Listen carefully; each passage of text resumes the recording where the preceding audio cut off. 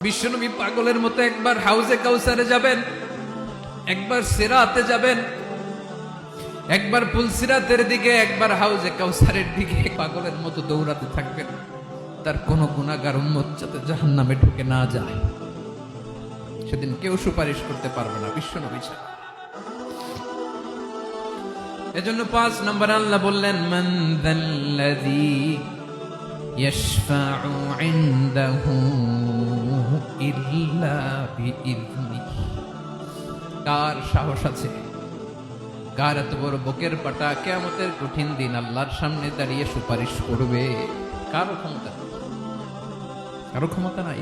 বিশ্বনবী সেদিন সিজদায় পড়ে উম্মতের জন্য কাঁদবেন, সবাই কাঁদবে, নফসি নফসি, আল্লাহ আমারে বাঁচাও, আল্লাহ আমারে বাঁচাও। বিশ্বনবী বলবেন, উম্মতি উম্মতি। বিশ্বনবী আমার জন্য কাঁদবেন, আপনার জন্য কাঁদবেন।